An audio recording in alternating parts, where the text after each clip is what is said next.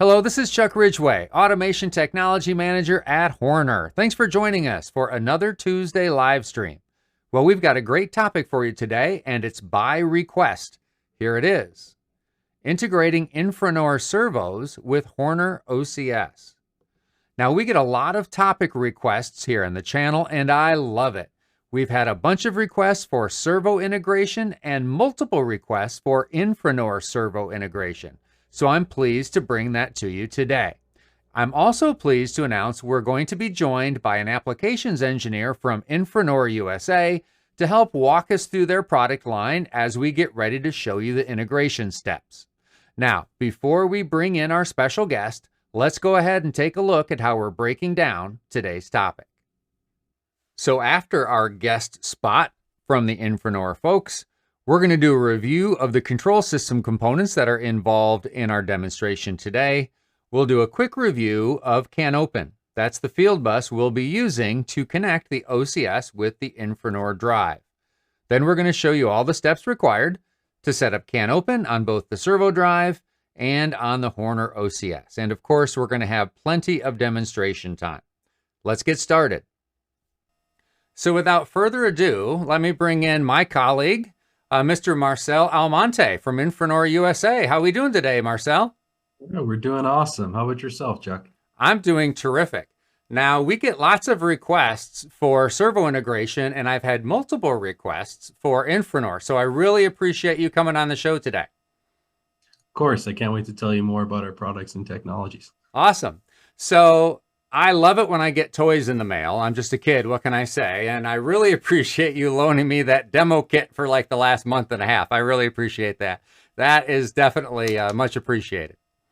Of course, it's always good to have something hands-on when you're developing and getting things compatible with each other. Absolutely. So figuring out all the kinks and everything you need to get through. So anyway, a little later on, I'm going to go through step by step and show how to get the Infranor servos and the Horner OCS all communicating properly over CANopen. Until then, Marcel is kind enough to kind of tell us a little bit about the Infranor story, as well as kind of go through and give us a quick review of the Infranor product line. Yeah, let's begin. All right, sounds great. Hello, my name is Marcel Almonte, and I'm an applications engineer for Infranor USA. Accompanying me today is my manager, Jack Curl. Infranor as a company has over 50 years of experience with motion control.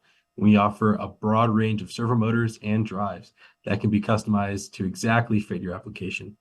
Infranor is a global company that has worldwide manufacturing and sales. This is our product portfolio page. Here you can find our product specifications. To start, we have the FP series. This series provides continuous torque to exceptionally high speeds due to its slotless zero-cogging construction and has peak torque that is 5 to 6 times the continuous range. The FP series has frame sizes from 34 to 140 millimeters and offers high inertia than its slotted counterpart. This allows for better system inertia matching. Next, the FC series, which is basically a smaller version of the FP series, offers frame sizes from 25 to 40 millimeters. To learn more about slotless technology, you can visit our YouTube channel at Infranor USA to find more in-depth videos to go over the difference between the two stator technologies. The next series we have is the N series. This power dense motor series features a segmented slotted construction that yields exceptionally high torque density. To accompany the N series, we have the T series. This is our broadest range and offers many options. Additionally, it has a skewed stator design to help control cogging. The T and the N series have over 500 pre-developed windings between them. This allows you to optimize whatever you're doing with your application to the motor that will go with it. Next, we have the BR series. This is a lightweight pancake construction servo motor. It has a high pole count that gives exceptionally high torque to weight ratio. Next, we have our servo drives. First, we have our Pack HP series. These drives offer a wide range of communication types such as CANopen, EtherCAT, or Perfinet. Additionally, we have models that accept voltages from 120 volts AC to 480 volts AC and have a continuous current rating from 2.5 to 75 amps RMS. We also have a safety option that can meet SIL 3 safety requirements. For compact and cost-efficient requirements, we have the Easy series. This accepts DC input from 24 to 60 volts, and these drives offer continuous current of 5 to 35 amps RMS. Easy drives work great in applications where size is a constraint and in mobile robotics where an AC power source may not be available. In addition to the Easy drive, we have the Easy daughter board, which can be designed to existing PCBs. This is great for OEMs who want to save space and money for multi-axis applications. The system image we have here shows a typical closed-loop setup of a servo motor with an HMI. Essentially, there's a connection from the HMI to the drive via CANopen, EtherCAT, or Profinet. Then from the drive to the motor, there's a power connection as well as a feedback connection. The feedback connection to the drive is dependent on the type of sensor. For example, resolver, incremental, and absolute sensors, including high-resolution NDAT 2.2, BIS-C, and hyperphase to lift to few. These work together to control the loop between the drive and the motor. For configuration tools, we have a drive assistance software called Optio. This allows users to set up a servo motor and application parameters. This sophisticated software makes setup easy with auto-tuning and auto-phasing to get you moving fast. In Optio, the user can create various sequences and indexes for a desired motion path that can be controlled or changed using configured inputs. We offer various types of servo technology. First, the slotless technology, which is found in the FP and FC series motors. These series of motors offer an increase in torque and power density, including an increase in performance at higher RPMs, as well as zero cog torque. The FP is used in our demonstration. We also sell traditional slotted designs like the N and T series. The segmented stator design of the N series increases its efficiency as well as power density. The T series has a skewed stator design for improved dynamic performance. One drawback of traditional slotted motors is cogging, which is created when the motor's magnetic field is attracted to the magnetic field of the permanent magnets. This creates a mechanical and electrical resistance. To help this, we have developed an option for cogging compensation that in our drives allows us to reduce the ripples of torque that are created when the motor is in operation. So Marcel, thank you for that rundown. We always like to learn about new products, especially products that we're highlighting here on the channel today. Yeah, thank you for the opportunity, Chuck. I appreciate your hard work in integrating these together, and you've been very helpful on both sides, ours and yours, from getting the software to work well.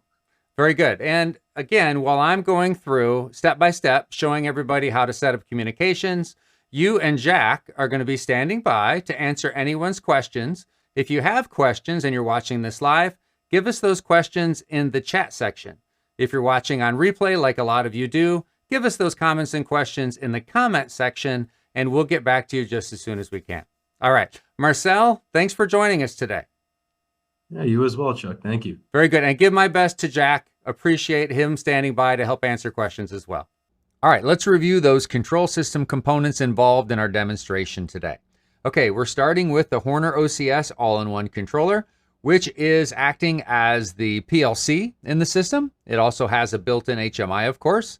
And it also has all kinds of built-in communications and networking options, including CANopen, and that's the field bus we're using today to interface to the Infranor drive. And then also, of course, we need a servo motor connected to the drive. That's connected with a couple different cables, one for motor power, of course, and the other one for position feedback. All right, now let's go ahead and do a review of CANopen.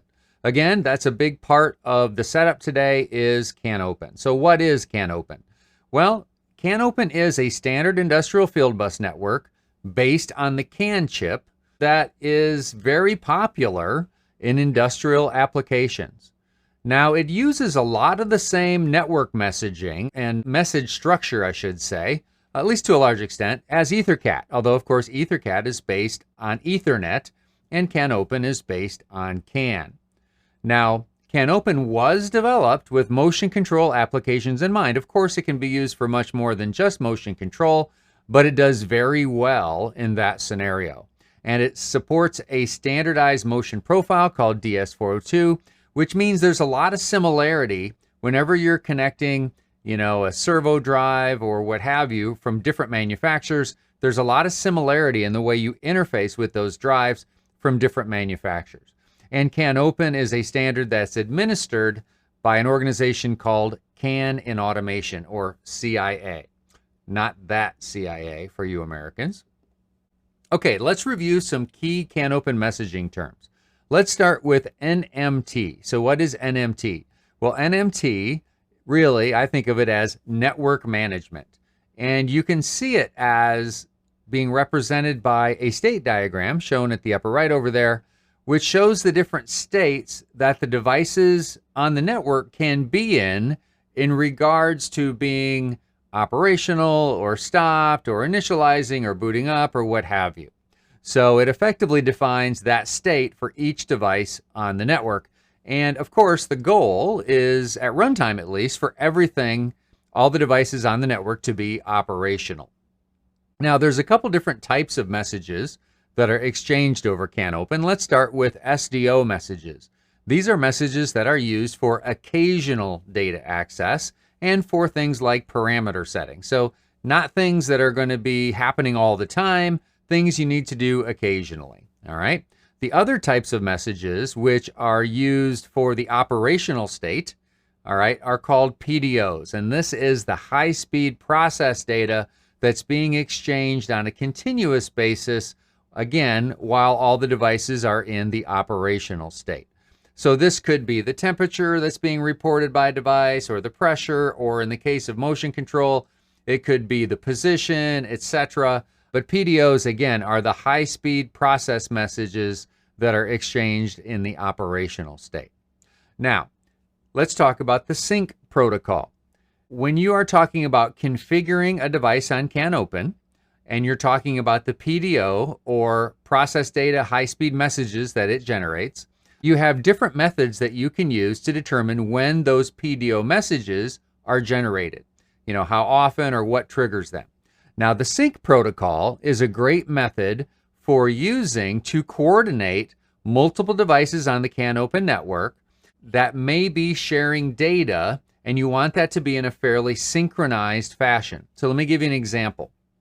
Let's say you have half a dozen encoders that are reporting position, and they're all interconnected over CANopen, and you've got them set up to generate their position data using a PDO, and that PDO is set up to be generated on a sync pulse using the sync protocol.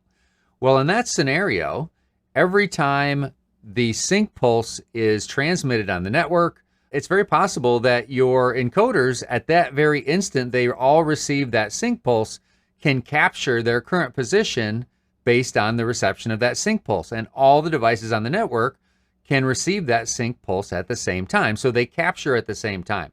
Now, they'll report their data pretty much right away, but it could be received at slightly different times by the OCS receiving the data. But because the data was captured by the encoders by the sync pulse, or based on the sync pulse, you can be assured, or the OCS can be assured, that that data, that encoder position data, was all captured at effectively the same time. So that's very valuable in a lot of applications, including motion control applications. Another protocol that I want to talk about is the heartbeat protocol. So that's a very simple protocol that you can configure devices on CANopen to use so that they report or send out a heartbeat message on a periodic basis, and you can set them up to monitor for a heartbeat message that is generated by other nodes on the network. That way, each node can know that another node that's important to it, to its operation, is healthy based on the fact that it received the heartbeat in an appropriate amount of time. Okay, so what OCS models support CANopen? Well, the basic answer is they pretty much all do. So if you have an OCS, a modern OCS at least, that has a single CAN port, which is most of the product line, then effectively to support CANopen, you simply need to upgrade the firmware in your OCS with CANopen-based firmware that's available for free on our website. So download that CANopen-based firmware, update the OCS, and away you go. Now for dual CAN port models, for instance, for an XL7 or an EXL10, those products, they have 2 CAN ports built in. For them, you can support CANopen without any need for a firmware update, because the second CAN port can be configured in Cscape as a CANopen port. So again, no firmware update required if your OCS has dual CAN ports. Now let's start by talking about the setup requirements on the CANopen or for CANopen on the Infranor drive. So from a network wiring standpoint, Infranor supports CANopen using RJ45 jacks. That's become a pretty typical standard these days for CAN is RJ45, and a lot of the newer Horner OCS products like the Micro OCS family, for instance, and even OCS-IO utilize RJ45 for CAN. So when you're wiring a Infranor drive for CANopen, you typically, as long as your distances aren't, very long, you typically can use Ethernet patch cables as your network wiring. Those are typically based on Cat5 or Cat5e, for instance. Now, if the drive is at one physical end of the network, which it might be if all you have is an OCS talking to the drive and that's it, then you need to make sure that it's terminated because it's at the end of the network, and there is an RJ45 terminating resistor available from Infranor and also available from Horner that you can use to terminate that connection on the drive side. Now, from a configuration software standpoint, Infranor supports a software package called Optio, and you can use that to set the basic CANopen parameters such as the CANopen ID, which has a default of 1 in the drive, and the CANopen bus rate or baud rate, which has a default of 1 megabit. Now, generally, if you can use those defaults, I would suggest you just use them. And 1 megabit communications shouldn't be a problem at relatively short network rates. For instance, if you've got an OCS and an Infranor drive that are effectively in the same enclosure, then there's no reason that you couldn't use, again, 1 megabit for your baud rate and Ethernet patch cables as the basis of your network wiring. Now, one other hint I want to remind you of is this. With CANopen, there's something called an electronic data sheet for devices, typically slave devices that reside on CANopen, and I would encourage you to go to the Infranor website and download the appropriate EDS file based on the specific Infranor drive that you're using in your application. Now I'm going to do a full demonstration, or at least I'm going to fire up the Optio software, establish a connection with the drive, and then show you the specific menu areas where you can set some of the CANopen information, but I've got a couple screenshots that we'll review before I get to that part of the demonstration. So one area for setting the baud rate or CAN speed and the node address, that can be found in the CAN speed and node ID network option or menu option that is available in the lower left-hand side of the Optio menu. So, and I've got a screenshot of that there. And once again, if you can use the default of 1 for the ID and a default of 1 megabit or 1,000 kilobits per second, then I would encourage you to do so. Okay, and then finally, there is a really detailed menu item called Field Bus Configuration, and I primarily use that to kind of validate that the CANopen message configuration that we are going to do in Cscape a little later on in today's program. This is the Optio software area where I just use to validate that my configuration for messaging, specifically PDO messaging, you remember that's the process data that occurs at high speed at runtime. This is the area in Optio that I use to validate that all the configuration is what I choose it to be. So that is kind of how I use this particular menu item on the Optio software. Okay, so now let's dive into setting up CANopen on the Infranor drive. Okay, let's fire up the Optio Drive Assistant software. All right, now happens that there is a new version available, but I'll worry about upgrading later. So I'm going to click on the X here, and I will go ahead and optimize or maximize the window here. And I'm just going to select the last project that I worked on, okay? Now, up here in the upper left-hand corner, it's showing that we have an active COM port, COM6, which is a USB port that I've got connected to the drive. Okay, it's showing the baud rate. I'm going to use the default of 115.2. Here's a drive that seems to be out there. I'm going to click on it and hit connect. It turns gray, and now I have a whole variety of different options over here on the left I can select. And I'm going to select project. Now I'm just going to highlight the CANopen type items or menu items here in the Optio Drive Assistant software. For those of you who are interested in a complete rundown on the software capabilities, check out the Infranor YouTube channel or the Infranor website for more technical information. But again, I'm just going to run through some of the CANopen stuff here. All right, let's start with CAN speed and node address. This is where you can set those. So if you want to change the defaults, and I don't, then you can change the default node ID here, as well as you can change the default baud rate or CAN speed here. And it's currently set for 1,000 kilobits per second by default, or 1 megabit. That's what I want. So if I were to change these, I would need to hit the apply button, and then the settings would be active the next time the drive reboots. But again, I'm not going to change these, so I'm going to leave them as is. Next thing I want to highlight from a CANopen standpoint is the field bus configuration option here.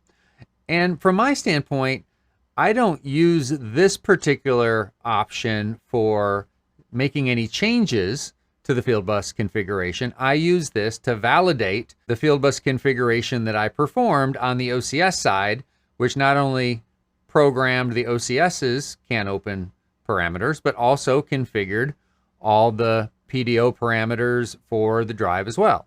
So therefore, here we go. This is really just validating that the setup I did on the OCS is what I want. So here are the 4 PDOs that I have configured for the drive to receive.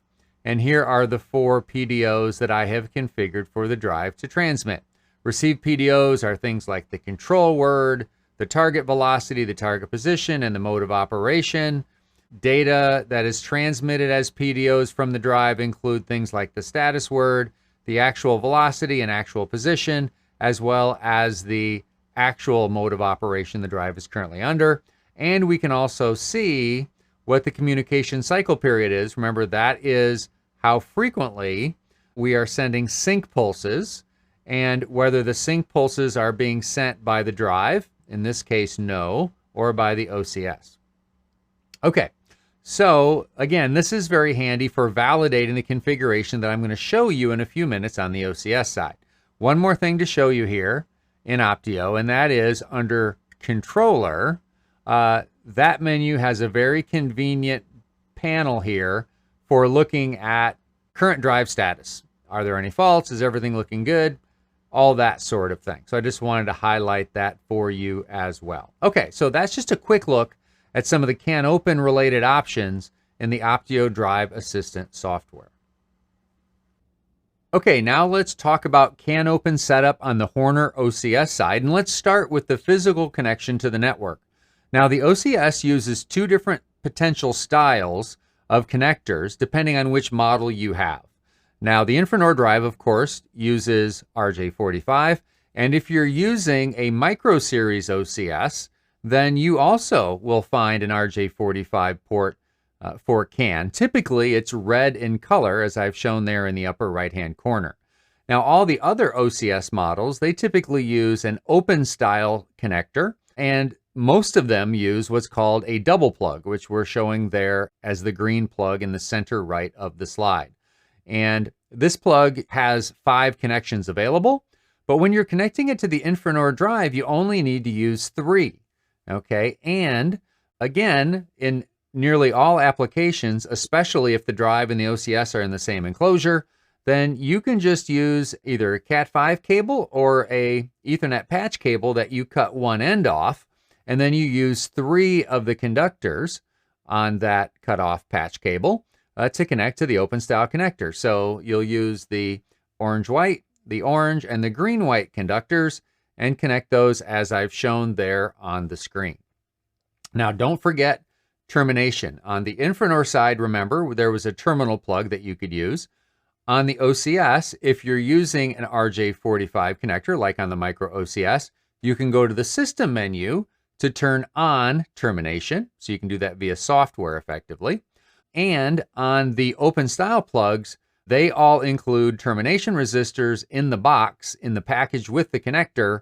when they're shipped. So you can actually connect that discrete resistor between the CAN high and the CAN low terminals on the double plug. Or if you're using the XLE, it's got a orange single plug. Again, just connect that resistor between CAN high and CAN low to establish termination on the OCS side. Okay, now the rest of the setup is all done using Cscape. And really, it's much more significant in terms of the setup than what we found on the Infranor side. So from Cscape, we're going to be configuring the OCS as a master. Okay, you can also configure it as a slave, but that's a much more rare type configuration, and you wouldn't use it with an Infranor drive that way. From Cscape, we're going to configure the CANopen ID in the OCS, and we are going to use 127 by default. We're also going to configure the CANopen baud rate. Now, the default's 125K, but that's not going to work with the Infranor drive's default of 1 meg. So in my demonstration, I'm going to set them both to 1 meg. Okay, and then we're also, where a bulk of the work is going to be done, we're going to be configuring all the message details for our PDOs. Remember, that's our process data messaging that we're sending. But we're going to configure all those details in Cscape on both ends, for both the Horner OCS end, which is the master, and the Infranor servo end, which is the slave. Okay, let's fire up Cscape and show you how to set up CANopen for the Horner OCS. The goal for this Cscape application is for you to be able to use it maybe as a starting point in your application with a Horner controller and an Infranor drive. So while you may need to tweak a little bit of what I've pre-configured for you, hopefully, especially if you're using the same drive model and those sorts of things, hopefully you can just pick it up and use it and then add your specific code to it. So I'm going to spend a fair amount of time going through the messaging part of the configuration because that's really where a lot of the heavy lifting lies, and it's important that you understand that. So you can make changes to the messaging if there are certain parameters that you need to add to your list of PDOs. Remember, PDOs are CANopen messages that contain high-speed process data that's exchanged on a continuous basis while CANopen is in operational mode. And then on the ladder logic side, I'm not going to show you or explain a lot about the ladder logic that's already in the example. Mainly, I'm going to focus on, how can you add your own logic to what's already there to be able to perform moves, whether they're position moves or velocity moves or whatever the case may be. Okay, so let's start by examining the messaging. And we need to do that through the hardware configuration. Okay, now, a couple things here. First of all, I'm using a single port OCS, which means I had to change the firmware out to CANopen based firmware on my unit in order for it to run this application. And you'll need to do the same if you have a single port unit. This happens to be an XLW 7-inch single port model. Now, don't get confused by this, but after you upgrade the firmware to CANopen based firmware, Cscape will tweak the part number that's displayed here a bit. It'll show you as in 2E2 in my case, instead of a 1E2. So that third digit from the right will get changed from a 1 to a 2. That just automatically happens when you do the firmware change. Obviously it's not going to magically change the product label on the back. That'll still say 1E2, for instance, but just be aware that that will happen. Okay, now the first time I press CANopen config, when I'm doing a new configuration, it's going to ask me if I'm going to configure a master or a slave. And in my case, it's a master. In almost every case with an OCS, it's a master. But since I've already made that choice, and this is not the first time I've pressed the config button, it's going to jump right into the master configuration that I've already performed for you. Okay, so this is what things look like. I'm going to expand the configuration here. So on the left-hand side, in this view, we have the master and all its details. We have the slave and all its details. All right, so let's start with the master. Okay, so I've left the master node ID at its default of 127. That's great. I've changed the baud rate to match the drive at 1 megabit. As long as my network is relatively short, that shouldn't be a problem. And other than that, the only thing I've really configured on this particular dialog is perform NMT start node all. In other words, the OCS as the master will start the network and put it into operational mode, including the devices that are out there in the network, including the drive. And I've also assigned a CANopen status register. So that's where all the status information is coming back from the network, so I can tell that the network is healthy. Okay, so that's the basics of the master configuration there. On the slave side of things, the node ID is 1, which is the default, which I've left alone. I've considered this a mandatory slave, which means if it's not there, I don't want the network necessarily to go into operational mode. If there are errors, let's go ahead and start the boot sequence again. Again, that's an NMT thing. I've left that checked. And then there's 3 different protocols that are being configured by the OCS master to the slave. So that is the error control protocol, and we're using heartbeat. The sync protocol, so that is determining when we transmit our PDOs on the sync pulse. And then configuration of the PDOs. So the content of the PDO process data the drive is going to be sending, that is going to be configured by the OCS. So that's why those 3 are checked. So that's kind of the basic starting point. Now let's take a look at special function objects, starting with the master. Special function objects, that's where we configure the sync protocol. And we can either have the master generate the sync, or we can have the slave generate the sync. Now, if you have the master generate the sync, for whatever reason, when it's being used with the Infranor drive doesn't like the master sync message to be transmitted more often than every 100 milliseconds. So 100,000 microseconds is equivalent to 100 milliseconds. So that's what I've set it here. And then 50 milliseconds is what I've set the synchronous window length, because that's typically half of the communication cycle period. All right, now if we take a look at special function objects on the slave side, again, if we were going to have the slave generate the sync message instead of the master, we would click it here. And it just so turns out that with the Infranor drive, if the slave, if itself is doing the sync transmission, then it's okay using sync messages going out as fast as every 10 milliseconds, which would be 10,000 microseconds. But because the master's doing it, I've got it set to 100,000. Okay, so that's the sync configuration. That's under special function objects for the master and for the slave. All right, let's look at error control object. That's where we configure the heartbeat.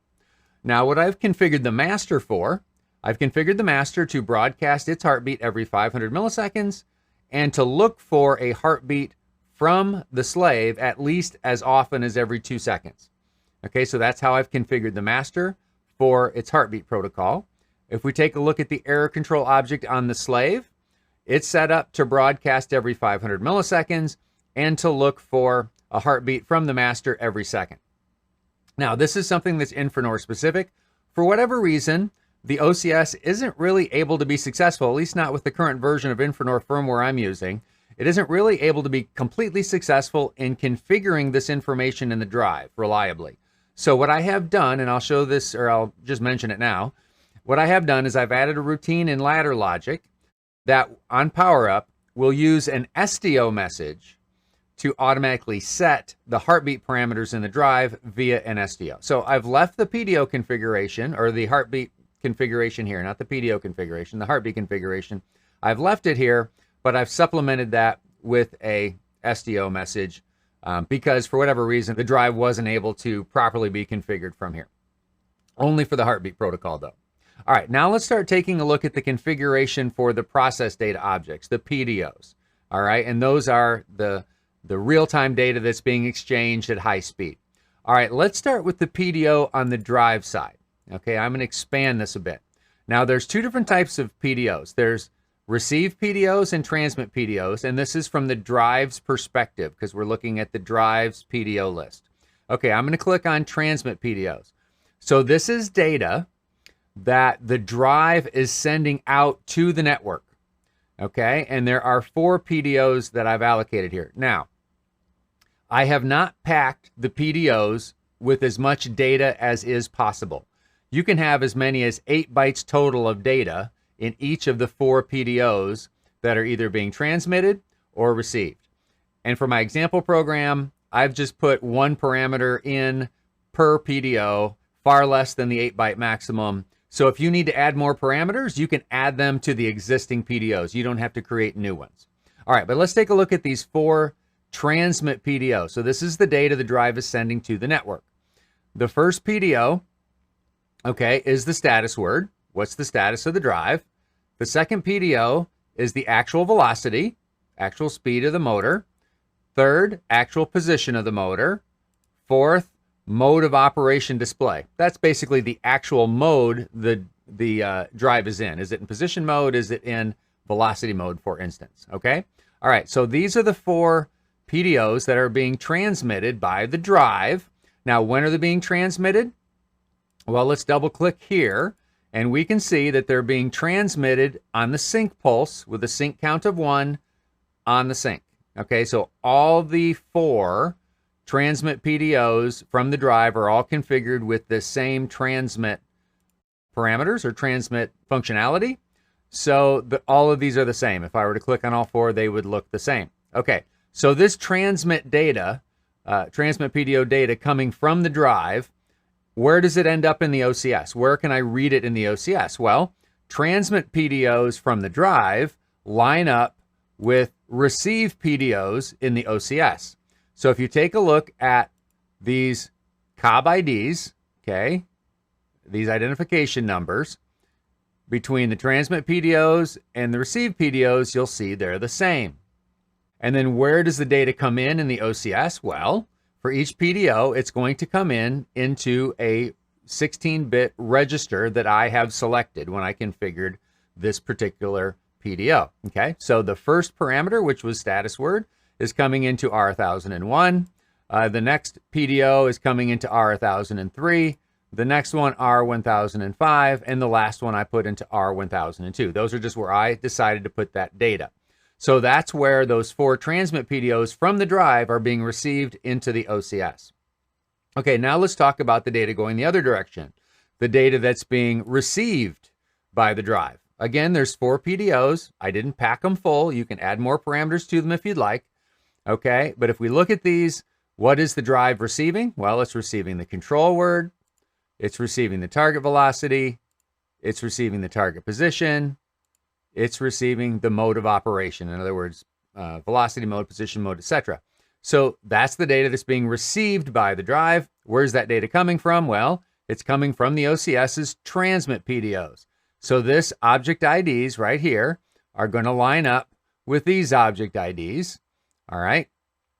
And the data is coming from register values. In this case, register 2001 for the first PDO, 2003 for the second, 2005 for the third, 2002 for the fourth. That's just the order I left them in. And again, I've decided to broadcast these PDOs synchronously on sync with the sync count of 1. Okay, all 4 of the PDOs are set the same. Now, the only other thing I will show you briefly is this, because that's the 4 PDOs going each direction.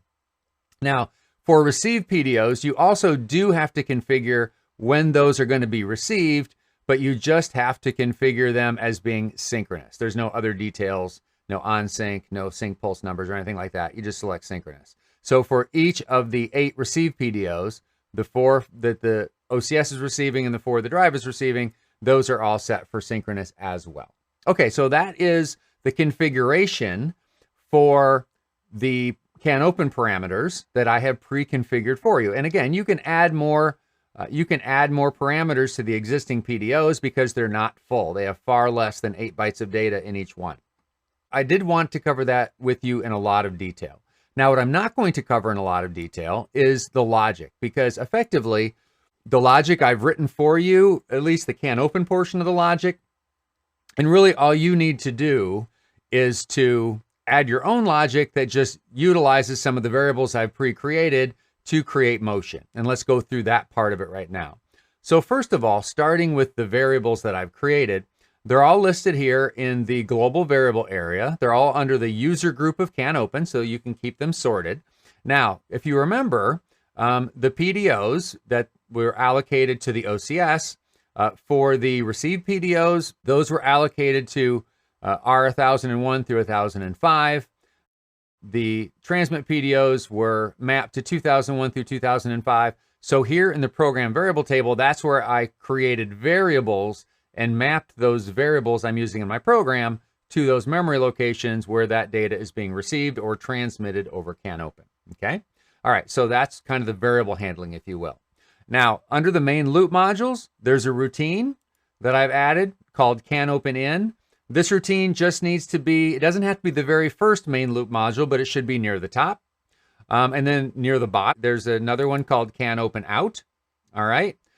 And then somewhere in between, it could be in the main block, or you could add your own in between here. Somewhere in between, you should add logic, which manipulates my pre-created variables to do position moves or to do velocity moves, okay?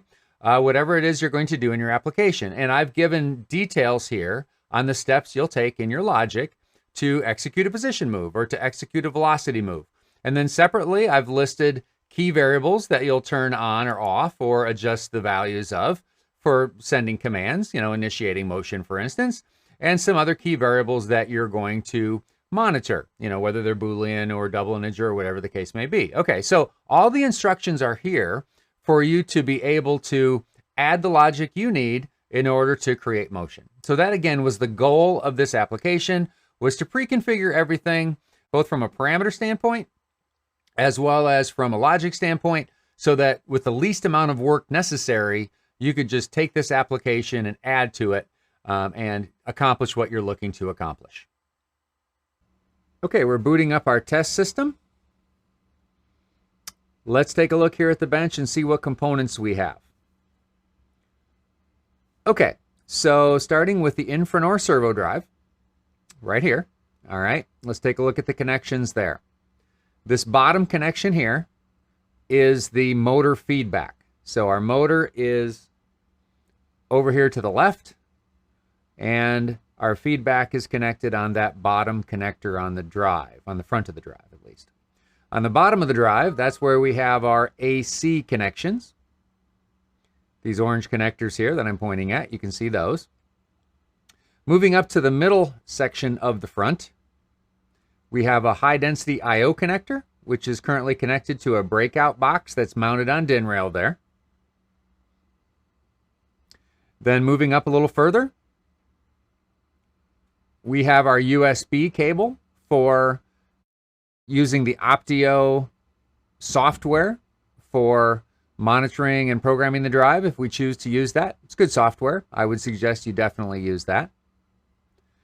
And then finally, we have our CANopen connections there at the top with our CANopen in. And since this is at the end of the CANopen network, we have a 120 ohm resistor plug plugged in as well.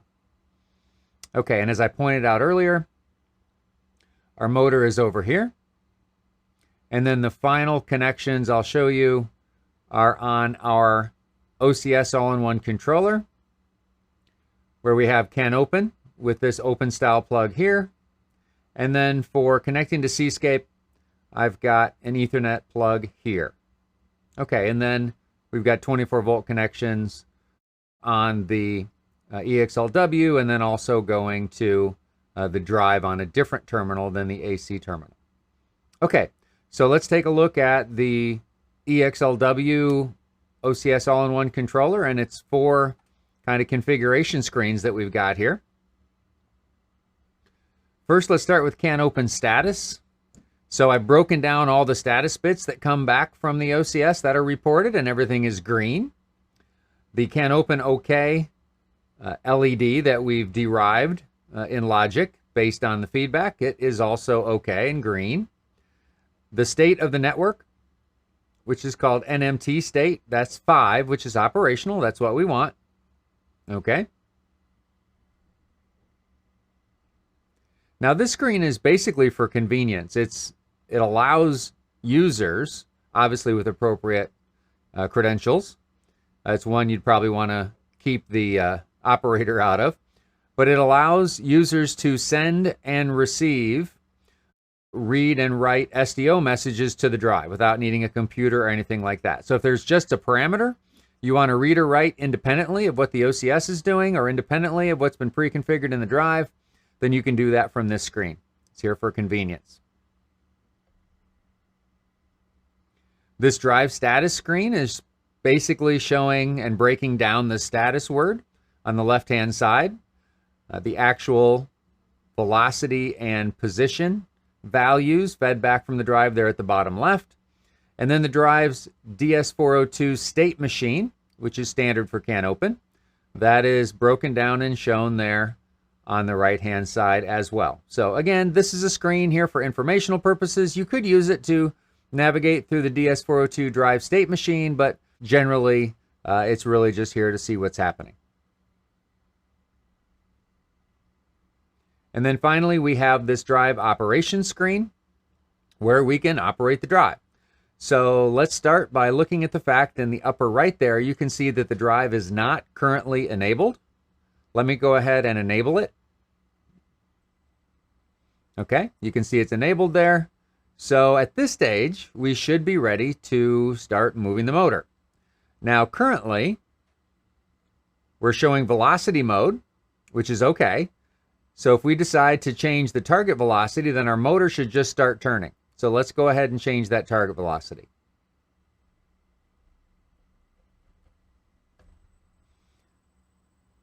Sure enough, our motor is now turning down here on the left.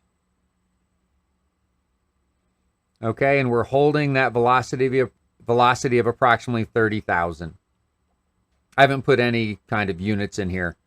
We're just dealing with counts at this stage. Okay, if I change the target velocity back to 0, the motor should stop. Okay, so it's basically holding a 0 velocity effectively. All right, now if I switch to position mode, let me do that now. I can do that here at the bottom through this data field right there, which is a text table. So let's change to position mode. All right, now if I change my target position, well, let's just leave the target position at 0. You can see we're currently not at 0. And if I leave it as an absolute move type and hit go, the drive should move to 0. Of course, the motor should move to 0 as instructed by the drive. It's doing that now. You can see moving in a negative velocity. All right, now if we do another move in the other direction,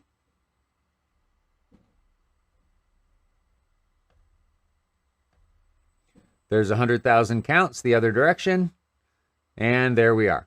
Okay, so everything's working wonderfully.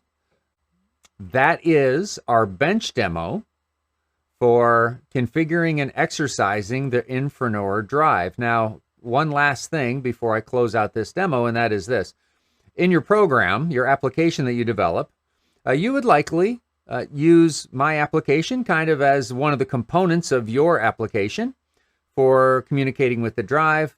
And then you would, in your own logic, you would manipulate, the target velocities or target positions or target modes, the move bit if you're in position mode. You'd monitor the target received and target reached bits. You'd enable and disable the drive. All that can be done from your own ladder logic, strictly by manipulating the variables that I created in my application that can give you a head start. All right, so that wraps up our Infranor drive demo. Okay, let's finish up by summarizing a couple of the tips and tricks that I mentioned during the demonstration that you may have missed. So first of all, from a PDO transmission method standpoint, in other words, when you configure how are the PDOs transmitted, or effectively when are they transmitted, generally my demonstration was using the sync method. Now, if you use the OCS to generate the sync pulses, which is the normal approach, then you need to set the sync pulse frequency to 100 milliseconds or longer, or you would get a sync error in the Infranor drive. So be aware of that. Now, if you set up the drive to generate the sync pulses, which is perfectly legal, then the drive is able to generate sync pulses quite a bit faster, at least as fast as every 10 milliseconds, and I didn't see any sync errors in that scenario. Now, you can also set up the PDOs to be transmitted asynchronously, and that worked perfectly for me every time. And then my final recommendation or tip and trick is don't hesitate to download the example programs that you'll find on our website. that are affiliated with this particular live stream because, you know, they could save you a fair amount of work and give you a really nice head start on a successful configuration between the OCS and the Infranor servos. Well, this is the point in the program where I remind you that we're here every Tuesday at 2 o'clock, either fully live or pre-recorded, but in either case, we have folks standing by to answer any questions you have if you're watching live from the chat section, and we can also answer questions and review comments in the comment section if you're watching on replay, like a lot of you do. We're celebrating 10 years of the Horner Lighting Group in 2023, so don't miss their great videos alongside our great automation content on the Horner APG YouTube channel. Okay, now we have set our 2024 training schedule. We haven't quite yet posted it on our website, but it will be there soon. So set your schedule for next year so you can come to the factory and have a great experience and learn a lot about programming the OCS from one of our great trainers, whether that be Nate Beachy or Tim Brandt or maybe even myself. Okay, it's December already, and we've got 4 great live streams planned for you. You can see the topics there on the screen, and next week, we're going to be talking about using loops in ladder logic. That seems a little unusual, but I can assure you, I can show you techniques that are going to work great and that you're going to be very happy with if you ever decide to do some sort of looping requirement, or if you ever have some sort of looping requirement in a future project. Okay, if you haven't subscribed to our channel, don't hesitate to do so. It doesn't cost anything. And if you choose notifications when you subscribe, you'll be notified every time we go live or every time we post a new video. And we've posted, at least from a live stream standpoint, we're on track, I believe, to post either 51 or 52 this year. And we've got countless other videos, including our Making a Case for Horner series that our marketing team put a bunch of work in, and it has been very well received based on the number of views. So don't miss that series as well. Okay, so until next week when we talk about performing loops in ladder logic, let's all get out there and do us some good.